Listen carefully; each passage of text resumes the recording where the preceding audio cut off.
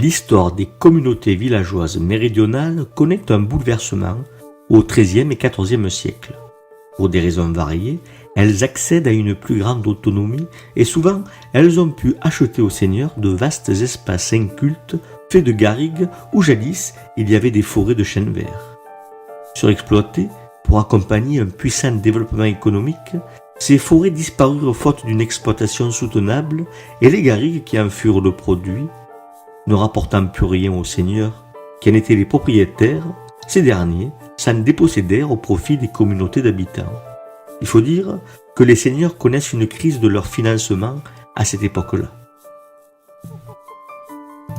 Ainsi, en quelques décennies, les communautés d'habitants se retrouvent à la tête de ce qui deviendra l'espace communal. De manière concomitante, elles obtiennent, ou plutôt elles rachètent, les droits de police rurale sur ces espaces. Dès lors, les consuls, représentants de la communauté d'habitants, sont chargés de faire respecter les règles d'usage. Celles-ci prennent la forme de proclamations écriées faites sur l'espace public. Elles sont parfois consignées, comme ici, à Sagnac, où il existe des exemples de ce qu'on appelle des statuts communaux. Il en existe d'autres exemples, comme ceux étudiés par Maximin d'Ombre pour Remoulin.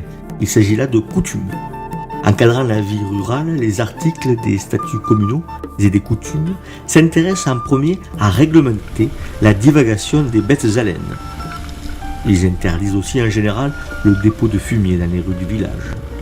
Ici, à Sagnac, les statuts prévoient qu'un four à chaux sera réalisé chaque année et que la vente de la chaux devra être prioritairement réservée aux habitants du village. Il est question aussi d'un défend, c'est-à-dire d'une zone réservée sur les terres céréalières en jachère au gros bétail, bœufs et mules, qui pourront être confinés là pour la dépaissance. Je n'énumérerai pas ici tous les articles de ces statuts, ce que je ferai dans un autre microdoc, mais je voudrais plutôt traiter ici de l'infraction.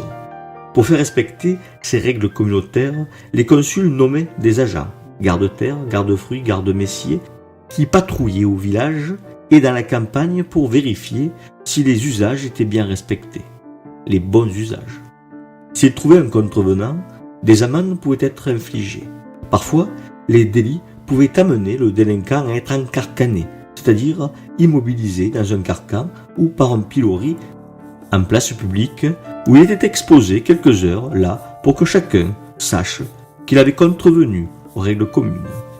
Il s'exposait donc aux colibés et aux moqueries des gens honnêtes dont on peut penser qu'une partie était à classer dans la catégorie des pas vus pas pris.